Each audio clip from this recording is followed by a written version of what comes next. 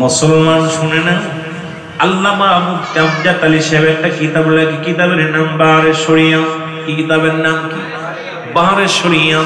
এই কিতাবের মধ্যে লিখতে যা বললেন, মানুষ যখন মৃত্যুবরণ করে সর্বোচ্চ নিম্ন মৃত্যু যন্ত্রণা সেটা হলো ইমানদারের মৃত্যু আর বেঈমানদের মৃত্যু। ইমানদারের মৃত্যুটা হয় আটাগুলা খামির বানাইয়া, এই খামিরের ভিতরে যদি একটা চুল পড়ে, চুলটা যেমন টান দিয়া বাইর করলে ওনা সে বাইর হয়ে যায়, ইমানদারের মৃত্যুটা ঠিক তেমনি হয়।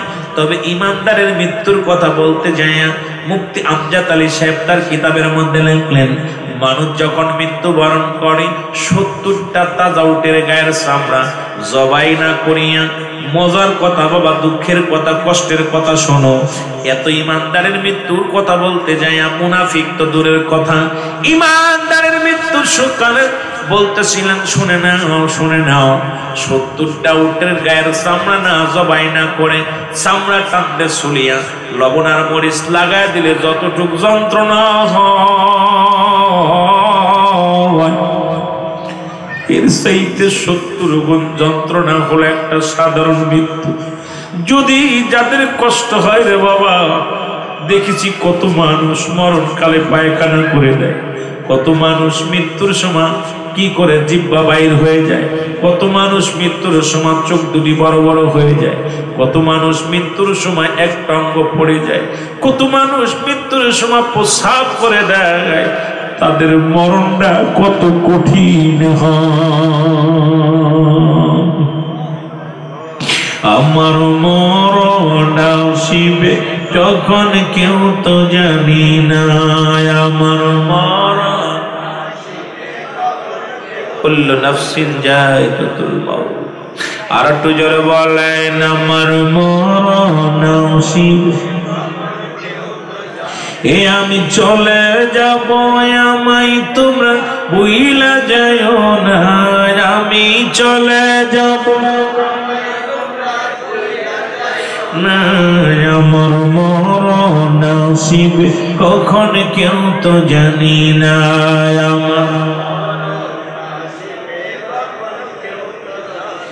এই পৃথিবী চিরদিন থাকার জায়গা নয়, অন্ধকার কবর যে তোমার আসল ঠিকানা রে মানুষ, অন্ধকার কবর, এই আমি চলে যাব, আমায় তোমরা ভুইলা যাও না, আমি চলে যাব না, আমার মরণ আসিবে, আরো যদি বলেন, আমার মরণ আসিবে, টাকা পয়সা দালেন কোটা যাহা করেছি, সব কিছু ফেলাইয়া যাচ্ছি, একাই চলেছি রে আমি, সব কিছু ফেলাইয়া যাচ্ছি, আমি যাবার কালে ভেবে দেখি আমার কেহ নাই, আমি যাবার কালে ভেবে দেখি না, আমার মরণ আসিবে কখন কেউ তো জানি না,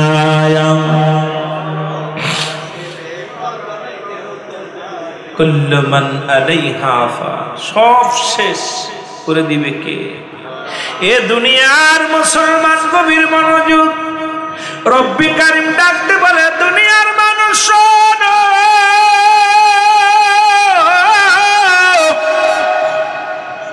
এই দুনিয়ার মধ্যে যা কিছু আছে সব কিছু আমি আল্লাহর জন্য বিচ্ছিন্ন করে দিব,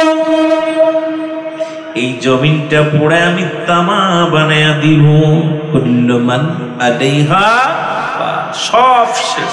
আল্লাহ কয়, বান্দারে এই জমিনের মাটিগুলো পুড়ে আমি তামা বানায়া দিব, এই জমিনের মধ্যে যত পানি আছে, আজকে সকালবেলা বৃষ্টি হয়েছে, মাহফিলে বসার মতো পরিবেশ ছিল না, কমিটির ভাইদের চিন্তা এসে গেছিল বছরে একটা মাহফিল করি, না জানি রব্বে কারিম করতে দিবে না, এত পানি পৃথিবীর মধ্যে 3 ভাগ পানি 1 ভাগ মাটি, কয় ভাগ পানি? 3 ভাগ পানি 1 ভাগ মাটি। আল্লাহ কয়, বান্দারে এই মাটিগুলো পুড়ে আমি তামা বানায়া দিব, জমিনের মধ্যে যত পানি আছে পানিগুলো পুড়ে ছাই হয়ে যাবে। যেদিন কিচ্ছু বলতে কিচ্ছু থাকবে না, সেদিন থাকবো আমি রব্বে কারিম, আমি রব। আর আমি যেদিন থাকবো, আমি থাকবো আমার রাসূলুল্লাহর ভালোবাসা নিয়ে। আরে আমরা সুন্নিরা কেন নবী নবী করে পাগল হয়, তার প্রমাণ আবার আল্লাহ দিয়ে দেয়। মুসলমান শোনো, যেদিন পৃথিবীর সব কিছু শেষ হয়ে যাবে, সব কিছু শেষ হয়ে যাবে, যেদিন কিচ্ছু থাকবে না, সেদিন থাকবে আমার আল্লাহ, আল্লাহ থাকবে আমার হাবিবের ভালোবাসা নিয়ে। এই জন্য সুন্নিরা আমরাও থাকি রাসূলুল্লাহর প্রেম ভালোবাসা নিয়ে। জোরে জোরে চিল্লায়ে বলেন মারহাবা। ওর প্রেম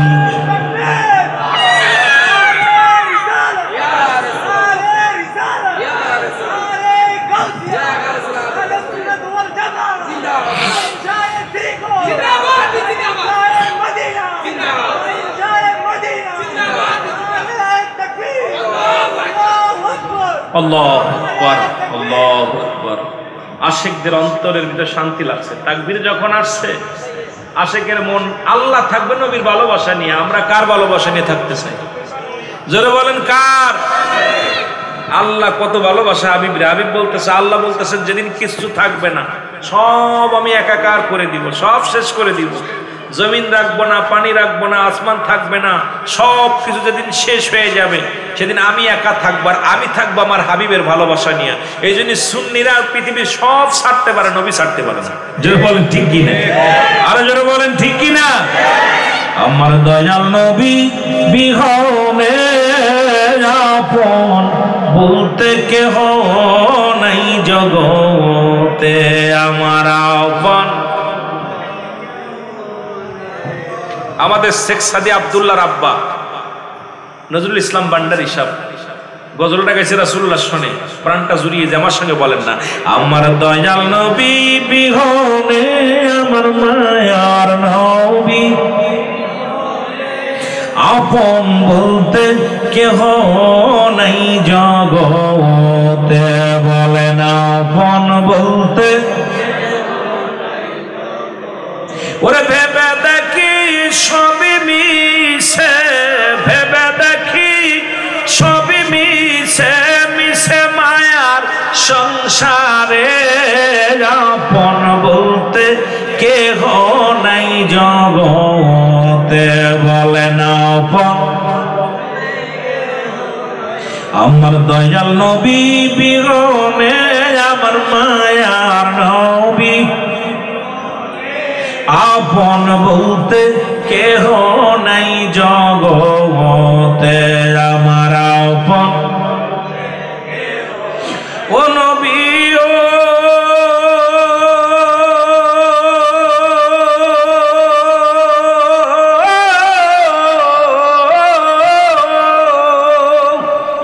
এই মদিনাতে আসেন গো আপনি, আমায় পাগল বানায়।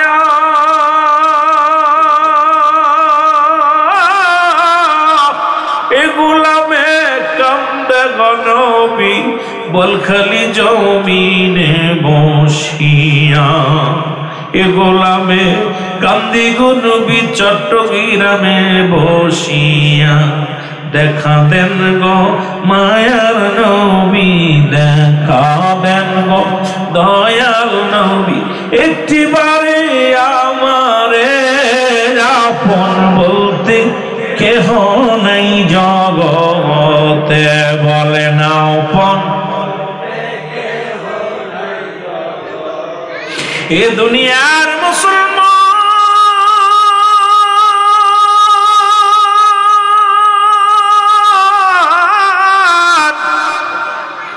বলতেছিলাম, মানুষের প্রথম জীবনের কষ্ট, এক নাম্বার বিপদ হলো মানুষের মরণ, দুই নাম্বার বিপদ হলো মানুষের কবর, তিন নাম্বার বিপদ হলো কিয়ামতের ময়দান। এই এক নাম্বার মৃত্যু যন্ত্রণা। এই মৃত্যুর কথা বলতে যাইয়া আমি দেখলাম আমাদের দেশে এক বড় আলেম বলছে, দয়াল নবীর আগে কেউ জান্নাতে যাবে না। আমিও মানি, আমার নবীরে ভালোবাসি, কিন্তু যত নবীগণ সলেহীন যারা দুনিয়া থেকে বিদায় হয়েছে, জান্নাতি নিয়ামত তারা ভোগ করবে। ও মুসলমান, হাসরের ময়দান যেদিন সংগঠিত হবে, আলেম সাহেব মনে হয় কিতাব পড়ে নাই, মুক্তি হলে হবে না, শুধু মুক্তি হয়েছেন, মুহাদ্দিস হয়েছেন। বড় দুঃখ লাগে আলোচনাটা শোনার পর, যে এই কথাটা শোনার পর ইদ্রিস আলাইহিস সালাম জান্নাতের মধ্যে গেছে, এটা নিয়ে উনি দেখলাম চুলকানি রোগে ধরেছে হুজুরকে। আমি বলি হুজুর শুনে নেন, যত নবীগণ আদম আলাইহিস সালাম থেকে শুরু করে, আদম আলাইহিস সালাম থেকে শুরু করে আখির নবী রাহমাতুল লিল আলামিন পর্যন্ত যত নবীগণ পয়গম্বরগণ দুনিয়া থেকে বিদায় হয়ে গেছেন, প্রত্যেকেই জান্নাতে নিজ নিজ মাজার প্রাণে জান্নাতের মধ্যে আছে। জোরে জোরে চিল্লায় বলেন মারহাবা। আরেকটু জোরে। ইদ্রিস আলাইহিস সালাম জান্নাতের মধ্যে আছে।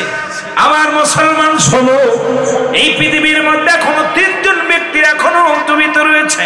তার মধ্যে একজন ব্যক্তি হলো জান্নাতের মধ্যে আছে। জান্নাতের মধ্যে হযরত ইদ্রিস আলাইহিস সালাম একজন পাহাড়ের দায়িত্বে আছে, যার নাম হলো হযরত ইলিয়াস আলাইহিস সালাম। আরেকজন ব্যক্তি মুসলমান শুনে নাও, হযরত খিজির আলাইহিস সালাম, যাকে পানির দায়িত্ব দিয়েছেন। আরেকজন ব্যক্তি আমার আপনার নবীর উম্মত হয়ে আসবে।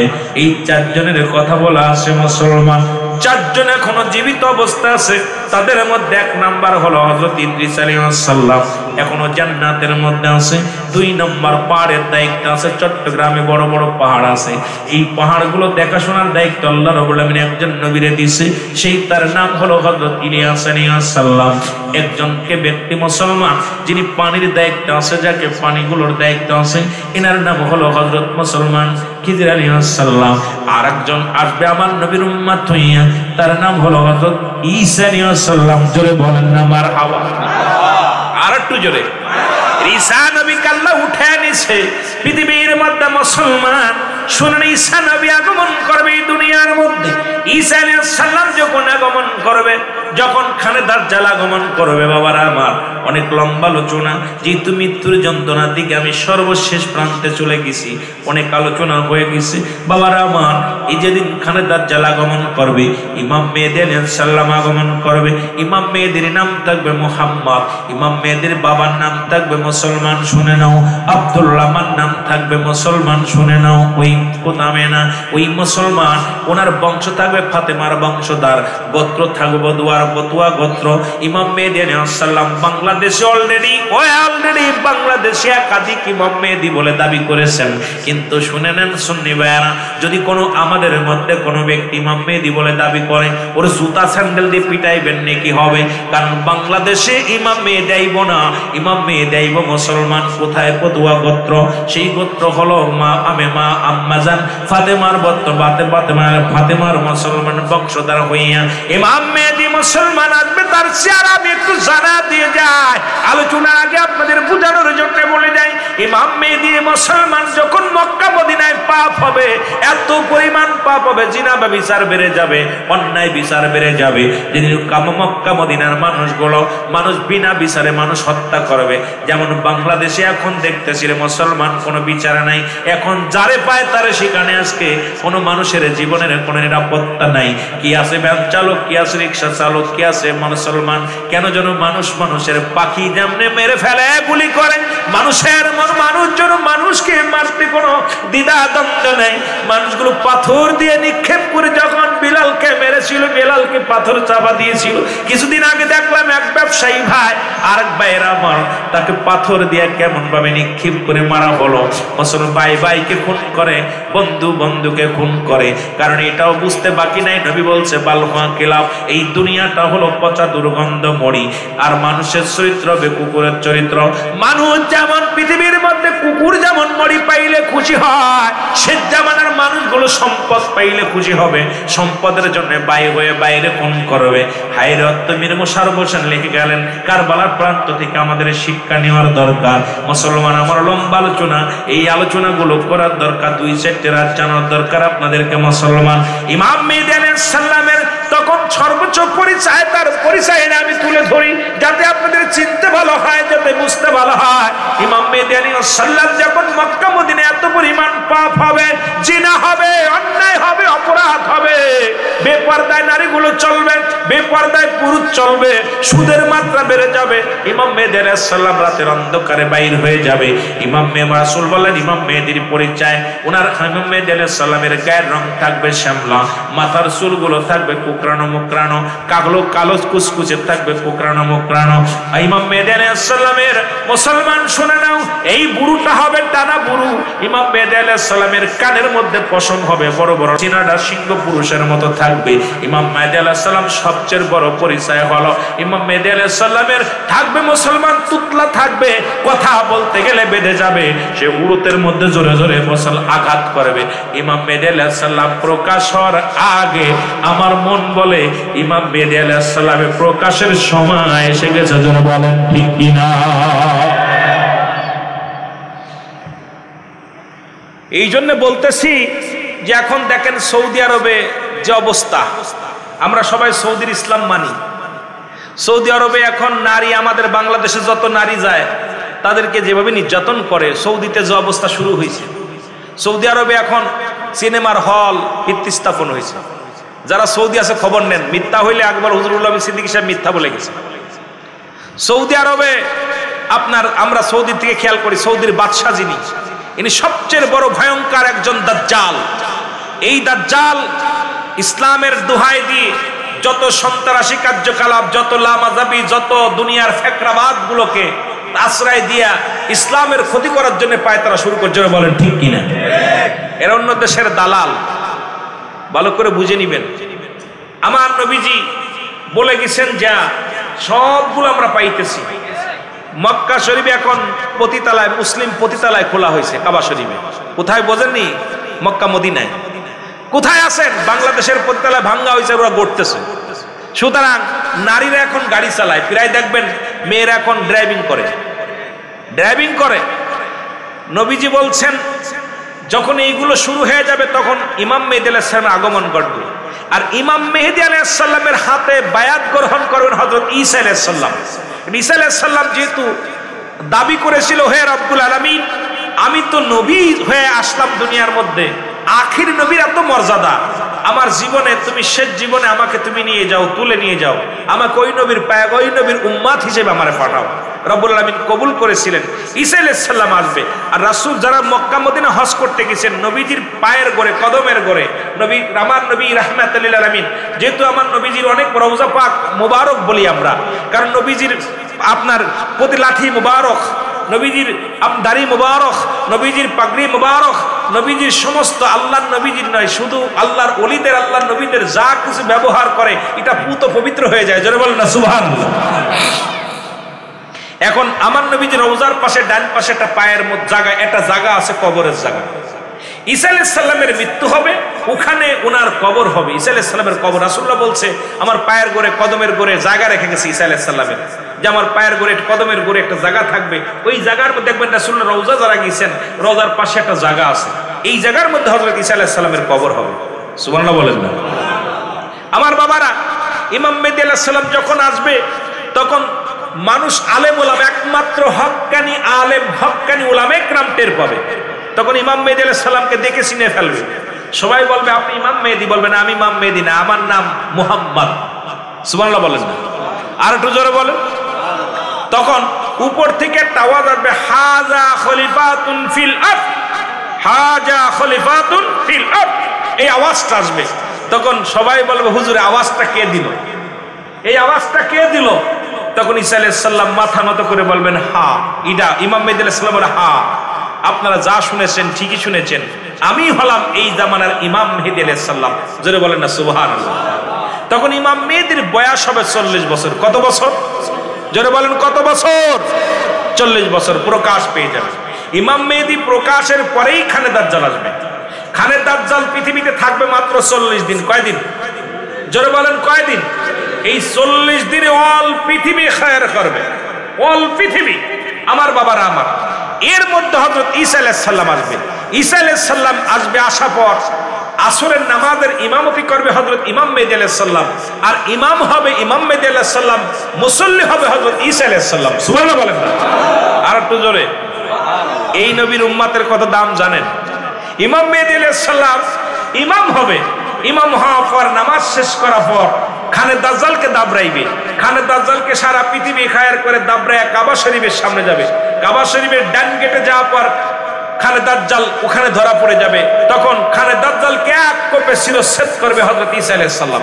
ঈসা আলাইহিস সালাম যখন শিরচ্ছেদ করবে, শিরচ্ছেদ করার পর আমার মুসলমান বাবারা, রব্বুল আলামিন আজরাইলকে বলবে, আজরাইল যাও, আমার ঈসা আলাইহিস সালামের দায়িত্ব শেষ হয়ে গেছে। তাকে পাঠিয়েছিলাম ইমাম মেহেদী